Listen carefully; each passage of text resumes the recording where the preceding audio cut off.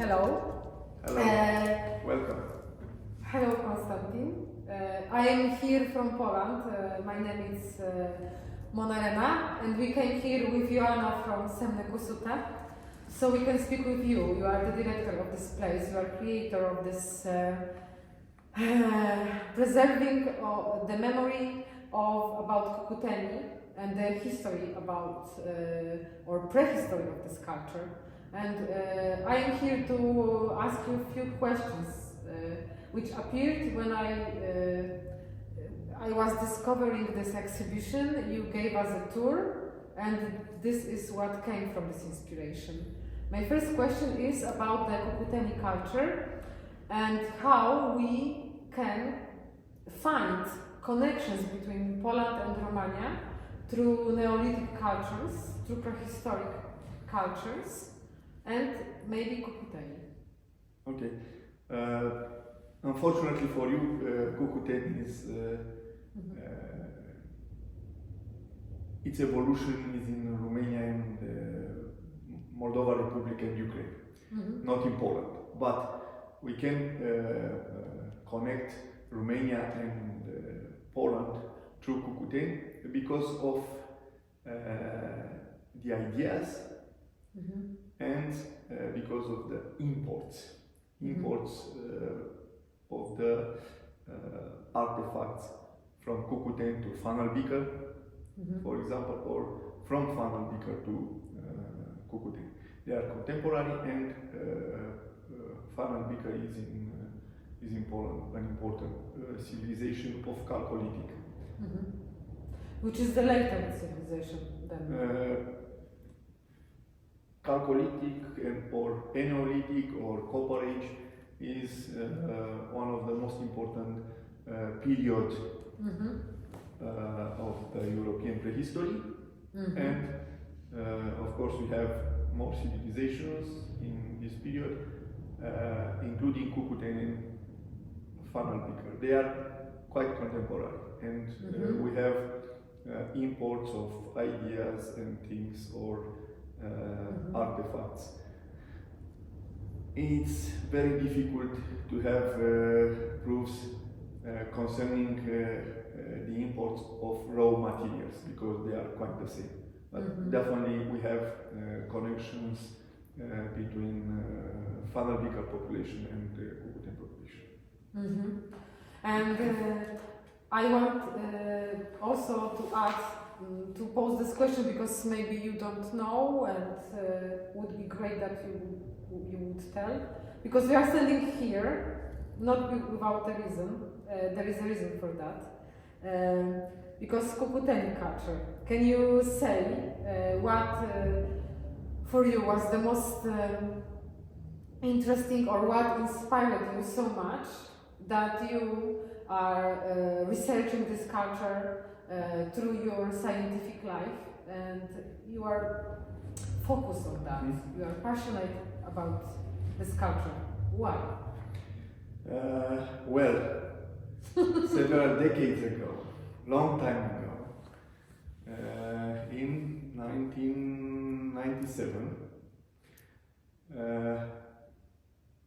it was a Cucuteni exhibition in Thessaloniki as European capital of culture.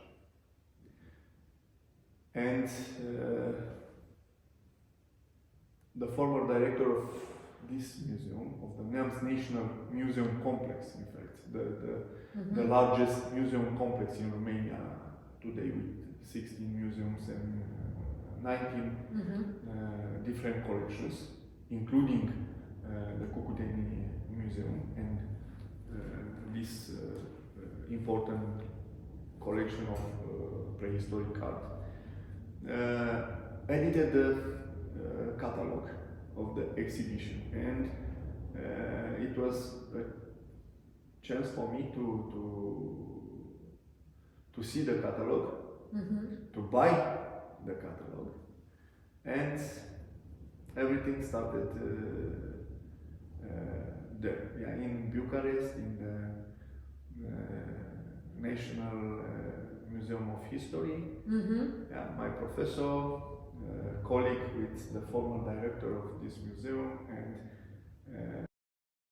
this catalogue of the Cucuteni exhibition in Thessaloniki changed my professional life and my life generally speaking, because I'm not from Moldavia, I'm from Oltenia, at 600 kilometers distance from Piatra Neamț. I know from the previous talks that this is also interesting, that this is also one of the biggest exhibitions of Cucuteni in Piatra Neamţ here.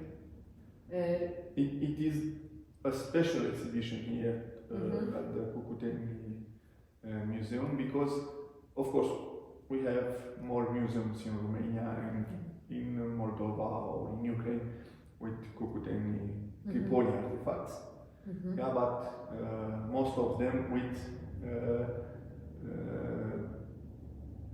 normal artifacts, daily used by the in domestic activities by the Cucuteni Trypillia population. But here in Piatra Neamț, we have the Cucuteni Museum and the Cucuteni International Research Center, and this is the most important exhibition with Cucuteni artifacts, just prestigious artifacts.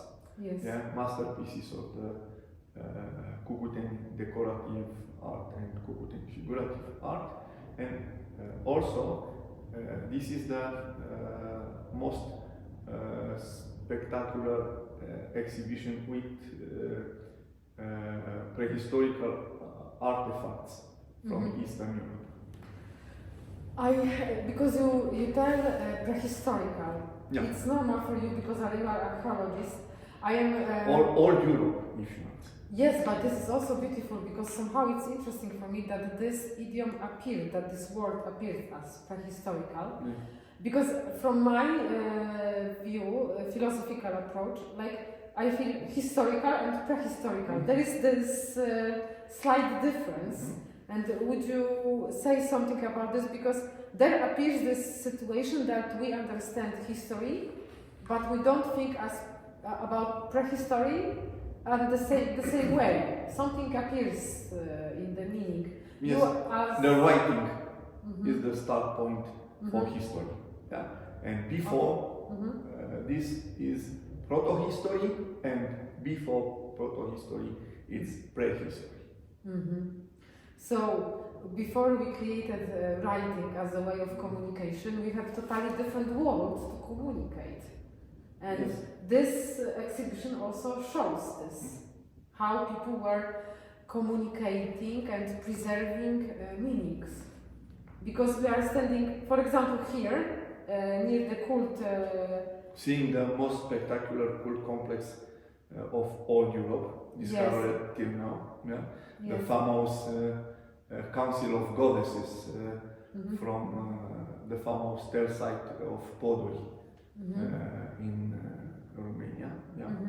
The so-called Trail of the Moldavian Subcarpathians, because we have there about 11 Cucuteni overlapped settlements. Yeah. It's a multi-layer site. So, also to make people understand this spectrum of history, can you say how it's in Troy, how it looks, how many layers is there, and how this layer appears, what these layers mean? Not so many like at Poduri. Yeah. Because, but how they appear, the layers? What is the... It's quite simple. Yeah? I mean, geographical area with different raw materials. Yeah? At about 4800 BC, the first Cucuteni community established a settlement, a village at Poduri. Yeah? And after decades, they left the area, and after another decades, another population established another settlement there, another village, and so on. Yeah, we have in about 1 millennium 11 settlements in 11 Cucuteni villages. So it's like 1,000 years at least, yes? Not exactly, because between the first and the second and the third village we have hiatus. Yeah. What does it mean? Hiatus. It was a period without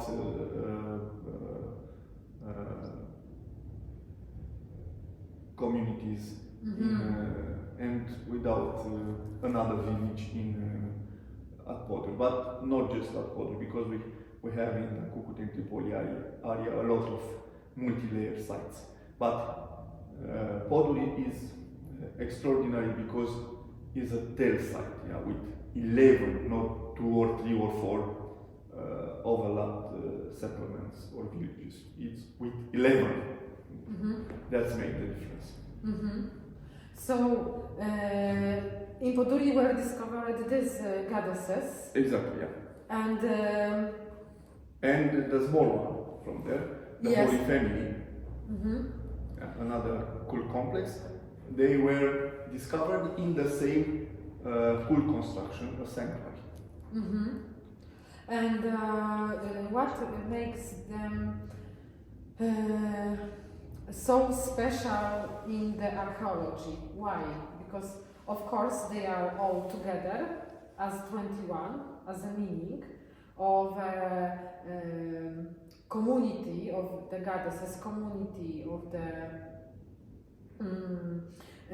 woman, but it was for sure. What do you think first archaeologists thought when they found them?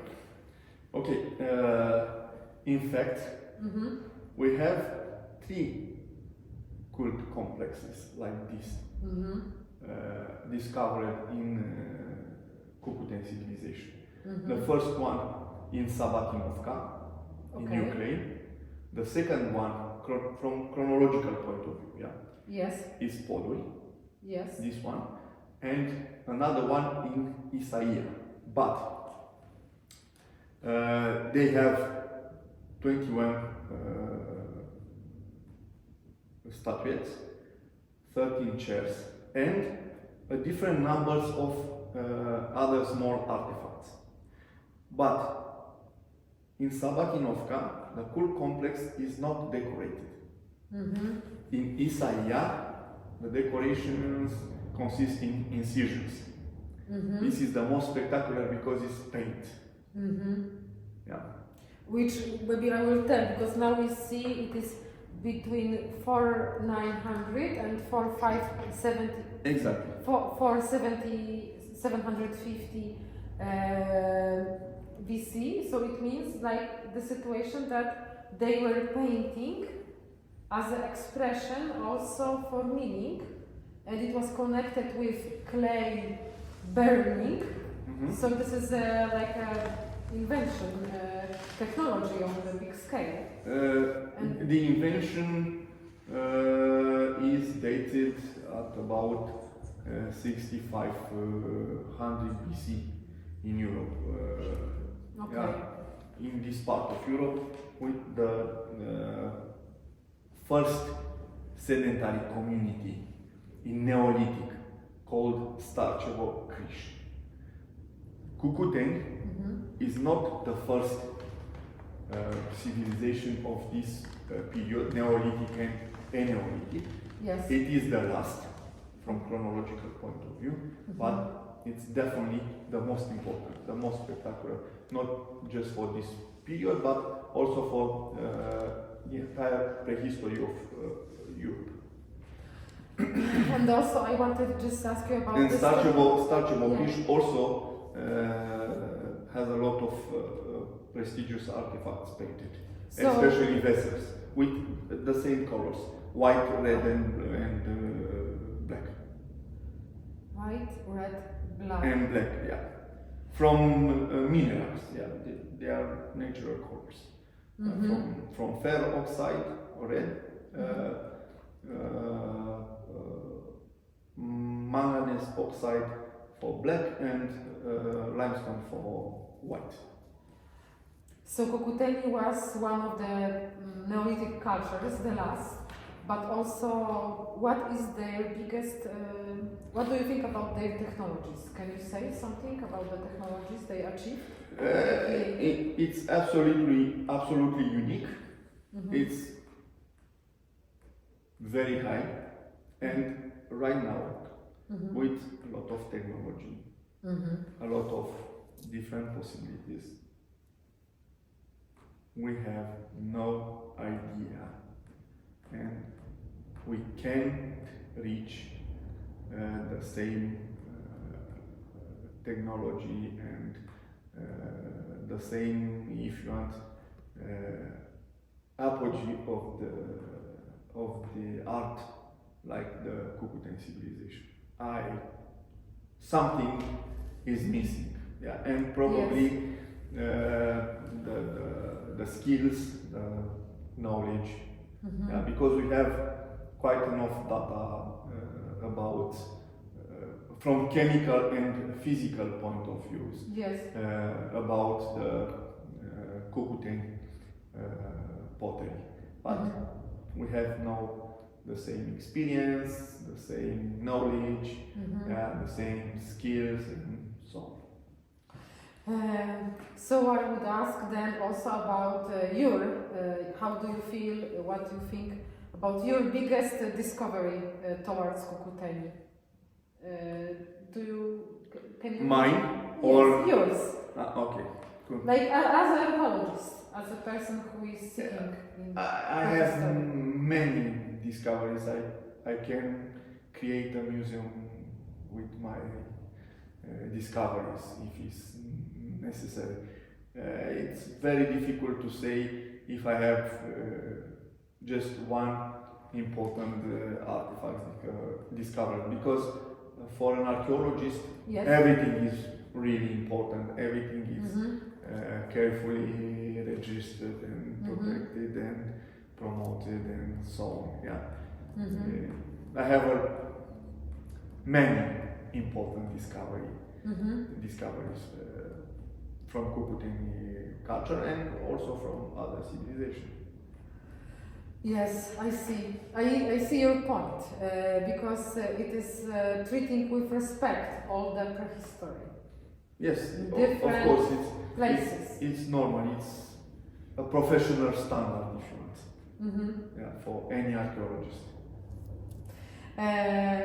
What I could add or ask you on the end, maybe you would like to add something which is for people to inspire somehow or understand this change from history to prehistory, because this is something I am now reaching for the first time also in my life, because I never understood prehistory in the way until I reached the moment to see the artifacts, to catch a little bit the time difference between us and understand in a new way how European cultures, or old Europe even, was shaping, because we are not politically shaped as we are here. Absolutely. This is so, for me, mind-changing, because then I see the bigger horizon, let's say. And generally, especially for the sedentary communities, the environment is very important, and they are adapted and they use raw materials from a quite similar region from geographic point of view. Yeah, and you can see the Cucuteni Trypillia territory overlaps the so-called Moldo-Volhyno-Podolian plateau generally, except southeastern Transylvania and Romanian Subcarpathians. Yeah, but in Subcarpathians we have quite the same environment. And in that period, the environment was very different compared with our environment. Yeah, right now in our area is a temperate continental climate. In Neolithic, in Atlantic geoclimatic period, in Neolithic and Chalcolithic, the climate here was more humid and warmer, significantly warmer, like in Mediterranean area in Southern Europe today. And of course, the raw materials were different, especially the vegetation and the animals. We have proofs about lions, about antelopes, about leopards, about cobra. And today they are disappeared from this area. Yes. So I thank you for this talk. And if you want, I can tell you, yes. We have a common culture in Poland and in Romania. Yes. It is the largest culture as territory in prehistorical Europe. Linear pottery culture or linear band ceramic. Yeah? From Northern Sea till Dniester River, including our territories, Romania and Poland. And we have an international project right now with the colleagues from University of Rzeszów, from southeastern Poland, to investigate this civilization, and very soon we will edit a monograph about linear band ceramic community from Romania, about 20 kilometers from Piatra Neamț. So great to hear that, because it is also something that you can find a new understanding of the prehistoric culture to the different civilizations, not only Cucuteni but also another ones, because there is still research, and also it is the most important that these cultures were combined in time somehow. They are influencing themselves somehow, but this is different influence that we understand today. This is for sure. And I think that what I discovered. But these peculiarities are absolutely normal. This is peculiarities which are normal. This is so amazing. Exactly. Somehow. Exactly. So I really. For example, if you want, in Neolithic, with the first sedentary communities, started the modern life of the humanity. And in Romania, the Neolithization process started with starch-of community, but in Poland it started with linear pottery culture communities. And it's a delay of about 1,000 years. This is so amazing. It seems that time was like longer than a century. This is so beautiful. I really thank you for this talk. I feel that this talk is here to make a first note in this music, because it's a different sound in every direction you look. So I really thank you, and I'm happy that you would invite us here, and that you were so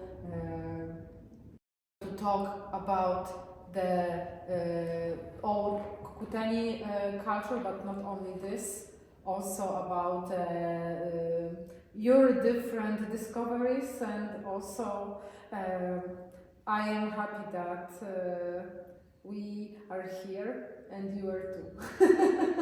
Okay, thank you, and you're kindly invited to come in this summer to the site, and you have the opportunity to find yourself nice Cucuteni artifacts, very important from scientifically point of view and from cultural point of view. They say we have no art in prehistory and proto-history.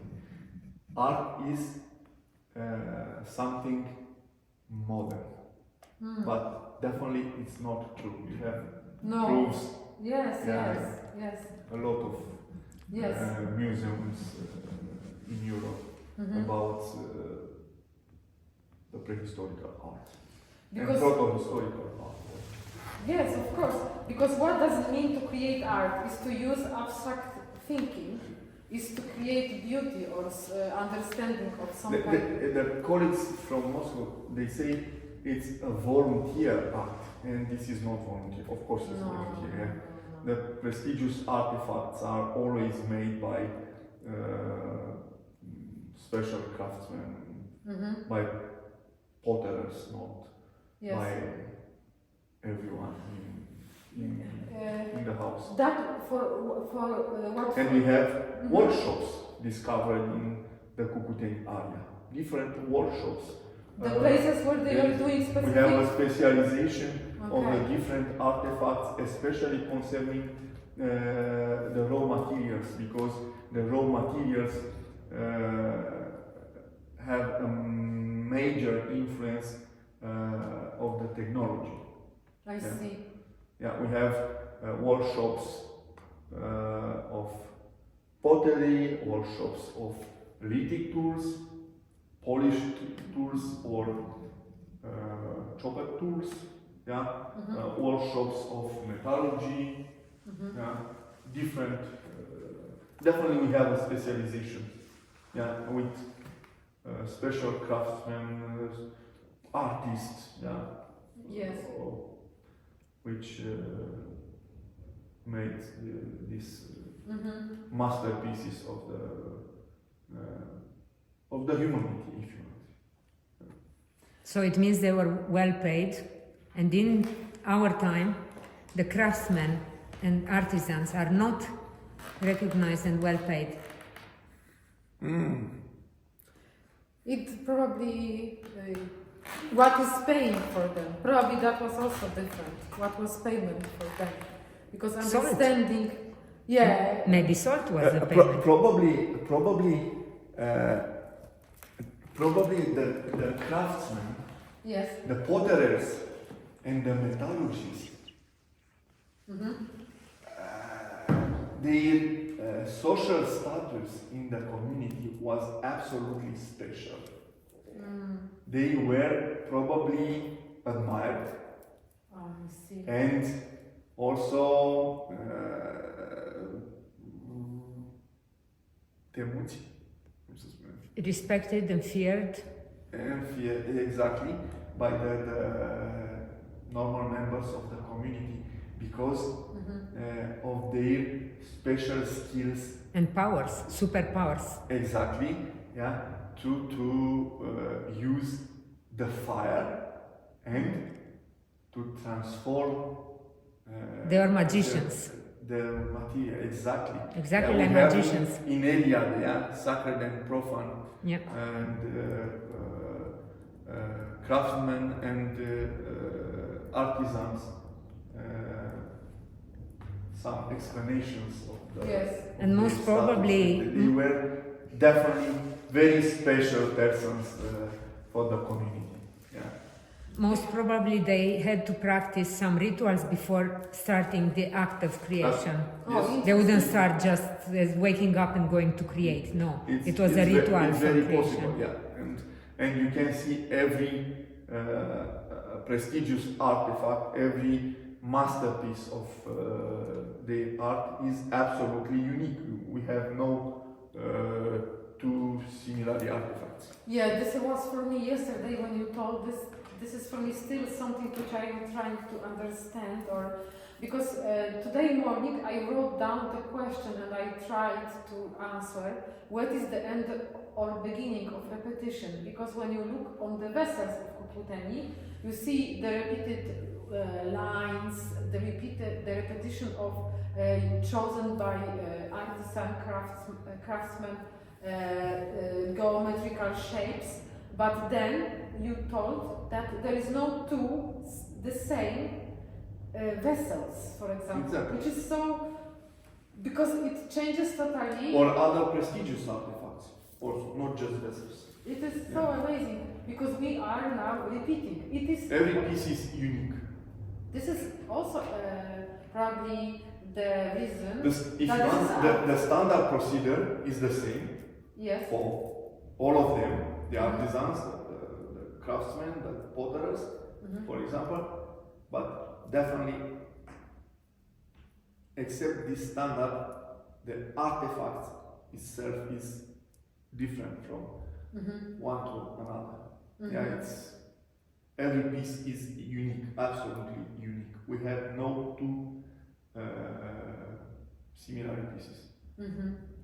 Prestigious artifacts, not normal artifacts. Daily used by the communities, in domestic activities and so on.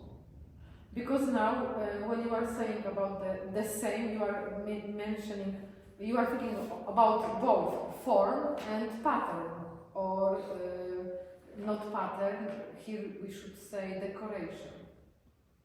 It's different. Yeah, absolutely, yeah. But what is interesting for the masterpieces, concerning the size, concerning the shape, concerning the decoration, the main characteristic is the symmetry of them. And this is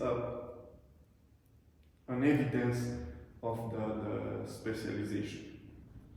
I see.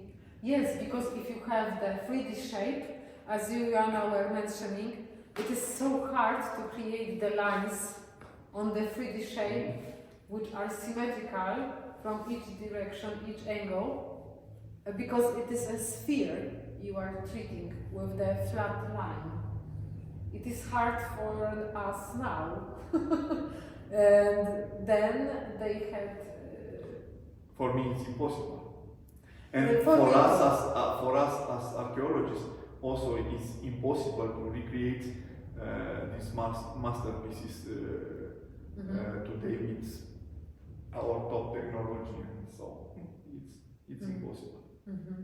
We should continue trying, because I have some ideas and I would be delighted to share some very intuitive methods of how you can divide, how you can organize your tools and space in order to create this kind of symmetry, because all the division is made by 4 by 3. There are some rules. If you study all the objects in detail, you can discover certain patterns, certain principles, let's say. Maybe the patterns are different, but they follow similar principles of treating each object. Yeah. So they had something in mind. This means they transmitted the knowledge of the this standard craft procedure is the same. Is the same. Yeah. And they but transmitted the final result is different.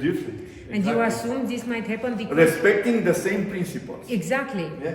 And you might assume this is happening because they have special order for special occasions, and it's this. But you also might imagine that there are mentors and disciples who are learning the same craft, and then they are going in different places or in different places in time, and they respect the principles, but they come out with different compositions. A master and an apprentice. Exactly, Absolutely. exactly. No, just So there is a school of pottery, there is a school of art in absolutely. this. And the most important for them is their experience.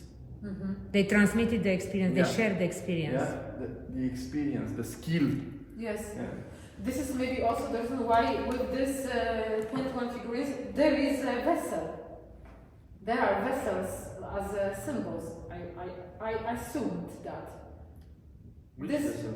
this and this one is a vessel, the bigger one. There. It's not a vessel. It's not a vessel? Was it? Take a look. Ah, what is it then? It's an object. We don't know exactly What it is? exactly, and its role in the cool context. Yeah. Okay. Because this is so interesting. But definitely it's not a vessel. Mona, can you discuss in the microphone for a few seconds? Of course. Then I have only a few questions. That you imagine in this moment you are a traveling artist, right? Traveling, coming from Poland, Yes. all the way back to Poland from here. Imagine what if these people in the past were traveling as well? Maybe they were coming to Piatra Neamț to learn, and then they will go to Trypillia somewhere farther away. They will share the knowledge. What if they had traveling artists as well?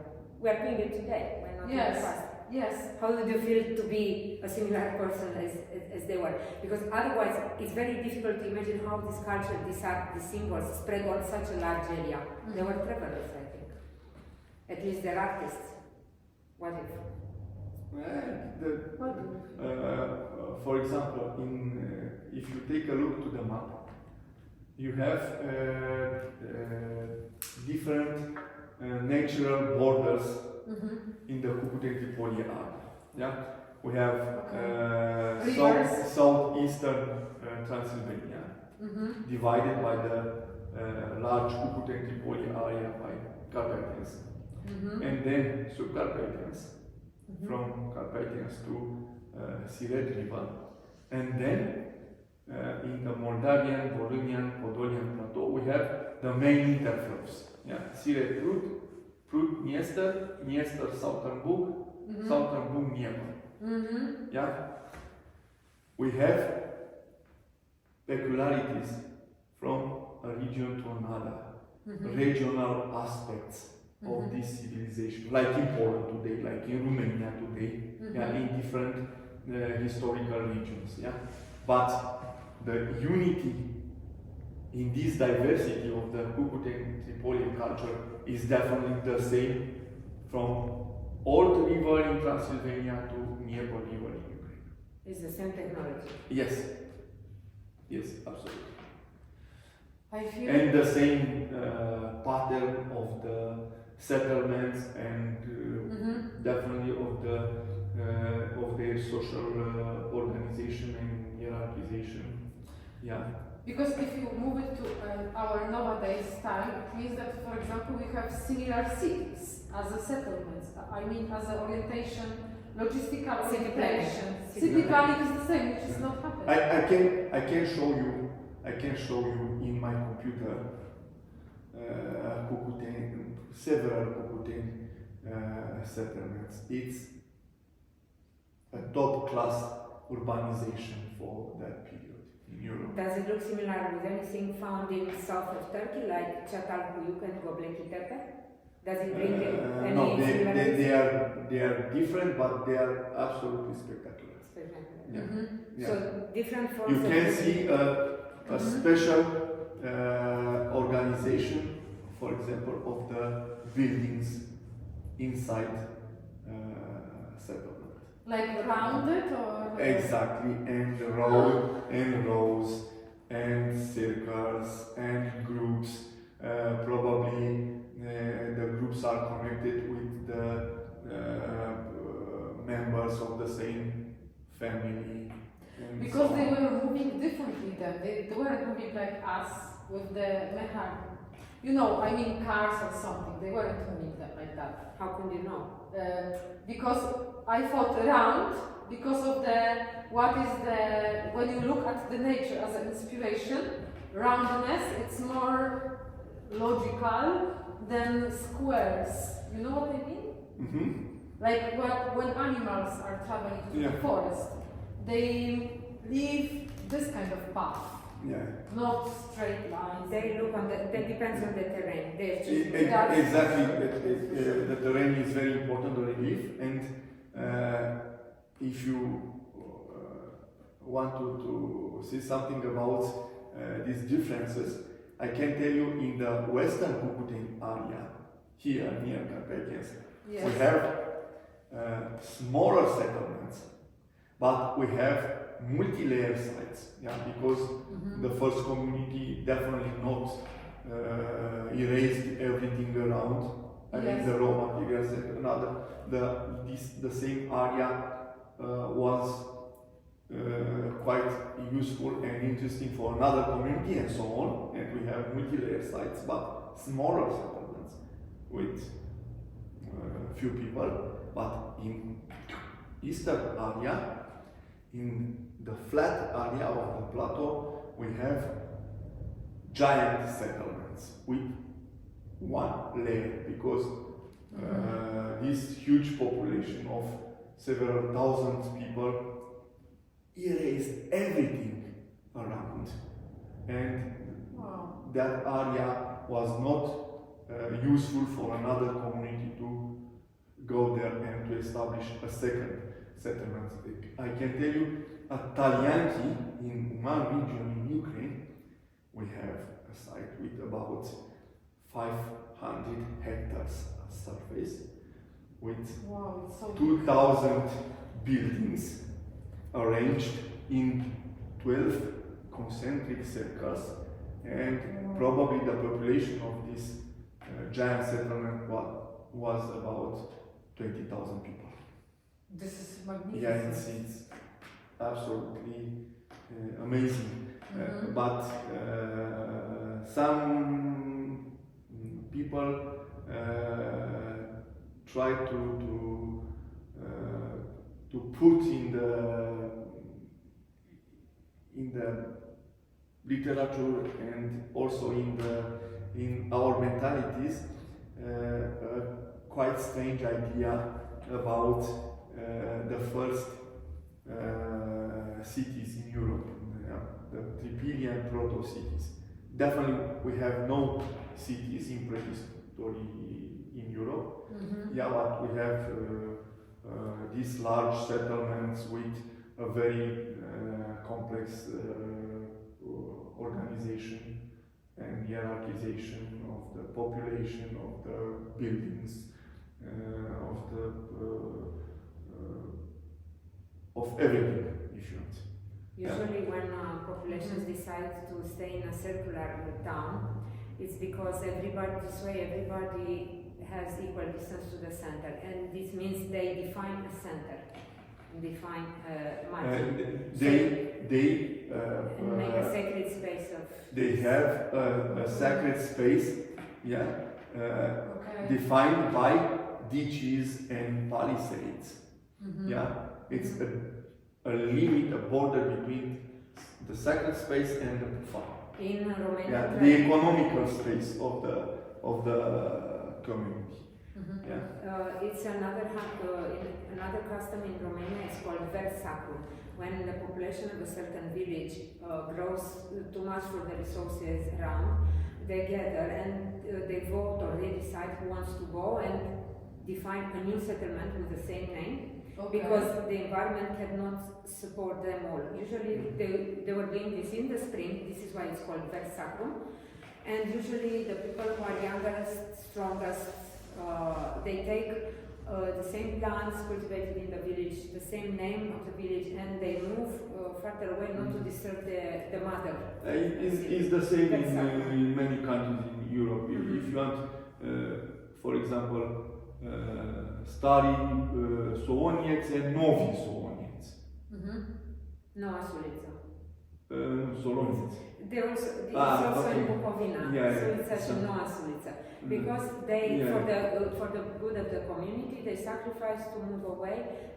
Because again, resources but are limited. in the Slavic languages is more clear, because they have starie, I don't know, starie Soonieci, and then is novi Soonieci. It's York and New York. New Amsterdam. I mean, for the new world it's completely different. But here, especially in the Slavic languages, is more precise, more clear. It's somehow the situation. The old city, the old village with the same name like the new village. Exactly. this is something like we would hear or understand today as also everybody are equal in this situation, or this is really interesting because this means that it's a lot of democracy also in that and some so-called solidarity. Maybe solidarity, but community spirit was different. Yeah, and probably it was not individual property. The property is common for the community. Yeah, the Landschaft especially. Yeah, the economic space outside. Even in the more recent years. The house, of course, the house is individual property. Yeah, but the economic I understand now. hinterland is common. Yeah, for all of them. And they have a lot of space around the settlement because their agriculture, yeah, the most important source of their food is not intensive like today, is extensive. Yeah. What does the agriculture which is extensive? Not collecting and not getting. They need a lot of space. Yeah, because they use this area this year, this area next year, this area next year. Yeah, because of their tools. Yeah, they work only the upper part of the soil. Yeah, not like today, 30 centimeters, 50 centimeters deep. Yeah. And also the species are smaller. I mean, the wheat was not like this, was like this. Exactly. Yeah. Everything was different, including the animals. For example, a cow in Neolithic is like big sheep today. Wow, it's amazing. It's twice less. Yeah, it's a special word, gracile animals. They were just domesticating the animals. Yeah. They didn't have time to breed them again and again and again to And get the same with the fruits and vegetables. this is the reason why the pigs, yeah, and the boars, the wild boars are connected in the same area. Yeah. They are not in the settlement; they are outside, yeah, to the edge or to the border of the forest, because this métissage is very important for the size and for their food, yeah? Because pig is just for food, especially, yeah, not for secondary products like milk or wool or something. Leather, yeah. maybe leather was used. We don't know. So it is so interesting because this what you are telling is based on your archaeological discoveries, but also on looking, for example, for the artifacts of art which are telling about the technology itself somehow. Of course. Yeah. Or the way of living. So this is like a domino of meanings, which is shaping and showing you how they were thinking, like how they were building meanings. It's a system. It's a system. It's a whole system exactly. of different multi-layers. And it's the reason why today it's absolutely necessary the interdisciplinarity in archaeology. I see. We create a team, yeah, with historians, with biologists, with doctors, physicians, yeah, to investigate what we can about artifacts, about other archaeological remains, to have a picture about environment, about population, not just about artifacts itself. What precious liquids do you think they were depositing in these vessels? Because we can see the big spoons. there. What do you think they were drinking from this vessel?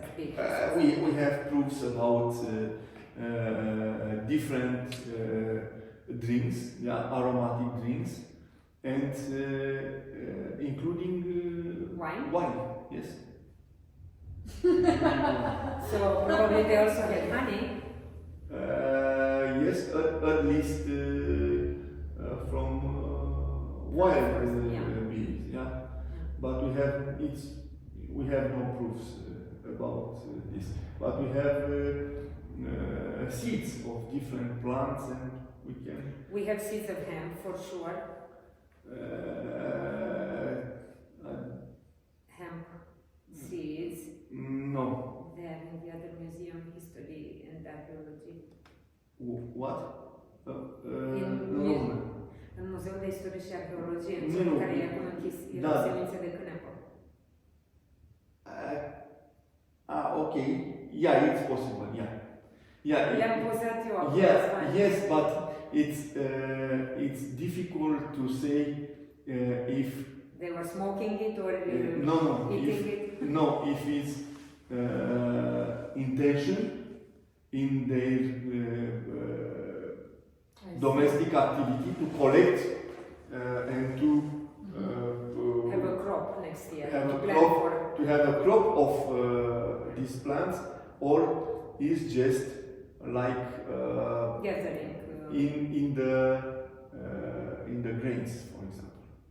Because we have very different archaeological context, and it's very interesting. If we have a deposit with, I don't know,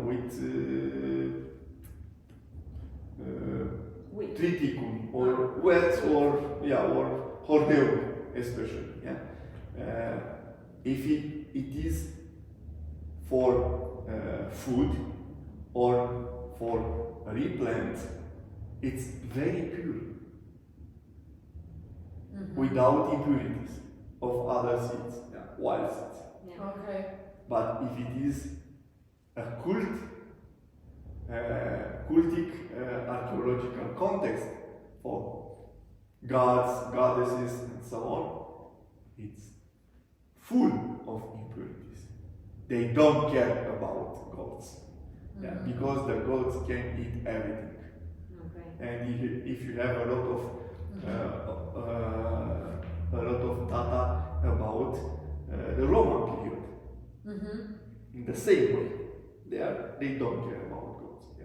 They can eat everything, wet and wild plants and everything. Even Poseidon could be tricked. Yeah. But what do you think about aromatic oil? Because some of the vessels downstairs in this museum, they look like an open plate and with something that is like a big leg, and you can make a fire inside.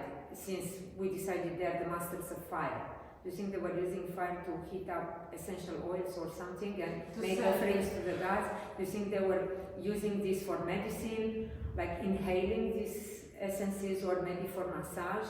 I mean, do you think they were taking care of their bodies since they were giving so much attention to the bodies in statuettes? We have no evidences about one or another, but I think all these hypotheses are possible.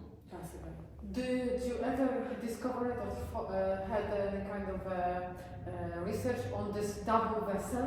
Because it was really interesting for me. Is it a wedding vessel? Yeah, what is that? With a double jars. Yes. It's the binocular vessel. Yes. Okay. All the prestigious artifacts are for cult or for art. But we have no idea exactly what is about. It's very difficult because we have no proofs, no evidences about an activity or another. So people must come here, must visit the museum, watch each object carefully, and imagine how beautiful the life must have been. Safe, beautiful, without words, a lot of art, generous nature, and body awareness. I just think one more thing. Because all these vessels are also created to carry them, which is so impressive. I mean that they have additional holes. This which you can see here. So they were thinking about putting a candle or putting a stick to carry these vessels. And I was thinking, do you know in other cultures, but in general, I know that archaeology is one of the probably biggest sciences which can gather the facts, the prehistory. If this kind of vessels appear in a different parts of the world with this like binocular vessel or the vessel with different holes. The binocular vessels and the crown vessels and rhombus vessels and vessels with small columns are typically for Cucuteni civilization. So typically. Yeah. But the big vessels and the yin-yang sign? It's, if you want, a proof of the inspiration source for the potters or the craftsmen. Yeah, the nature is the most important inspiration source for craftsmen from any part of the world, because we have different symbols in different parts of the world in different periods. Yeah, the same symbols. Yeah, and definitely we have no direct connections between these communities. But what is really interesting, the masterpieces of the decorative art at the end of Cucuteni culture, the vessels, the decoration especially, are quite similar with the masterpieces of the decorative art made by Yangshao culture in China at several thousand kilometers distance, and we have no connections between these populations. But probably because the environment was quite similar in that period in China and here in Europe, the Cucuteni communities and the Yangshao communities, independent, have they have the same development status. Yeah, Great minds think because alike. they have the same way of life, a sedentary way of life, and they need raw materials and different natural resources, and this is the final result. Yeah, the same, the quite similar development status of these two civilizations, including their art. For me, anyways, big vessels means many people, big community, not just for one family and individualistic life. It means life within the community, sharing the same beliefs, the same practices, gathering for special days, for holidays, and special liquids or foods to be drunk or eaten in these occasions. It's difficult to say because we have similarly artifacts as shape and size in different buildings, houses, sanctuaries, workshops. Yeah, but the most important is their percentage. Yeah, because in a sanctuary we have especially prestigious artifacts. In a workshop, it depends of the type of this workshop. Yeah, we have special artifacts. Yeah, lithic tools or just vessels. Yeah, but we have common vessels and prestigious vessels. Yeah, and in a house we have especially common vessels, just few prestigious vessels.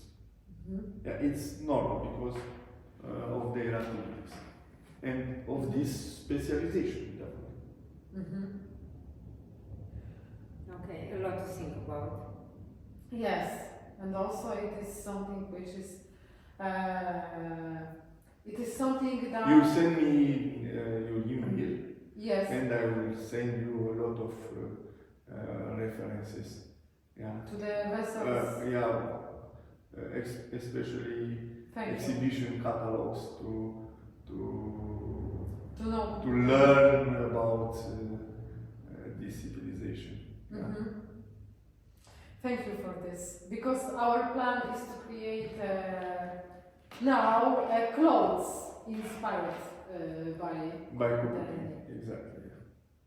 because we can. You can imagine their clothes, their lavish events, yeah, their ceremonies. Yeah, exactly. This is amazing. Probably it was a fascinating show. But unfortunately, we have no proofs about all this. Yeah. And definitely, they used a lot of wooden artifacts. And right now we have no Wooden and fabric vanish. Exactly. And textiles and so on. Yeah. We have just few imprints of textiles on the bottom part of the heavy vessels, especially because they need these imprints. Ce densitate au numărat cineva? What was the density of this fabric imprint on the vessel? Did anybody count? We have a book about it. Okay. And you can take a look to see exactly, because you understand much more than the textile. Yeah, exactly. Because knowing the count of threads per centimeter, we can know what kind of fiber it was and the height of the fiber, depending on also how fine the section is. So we can estimate by what we're using today, what kind of fiber and what tools were they using for processing it. But also maybe this is the reason why, as we spoke before, the artisans, the craft makers were ones of the most respected, because their artifacts remain until today. So they created something which can inspire and also tell about existence of this culture. I wonder how coincident it is, or maybe they were thinking about that, how to preserve themselves. This is sure. I think so, yes, because some cultures are known after their weapons, some cultures are known after their coins and money, and some others are known after their art. This is just beautiful. Thank you very much. Yes. Thank you. As this talk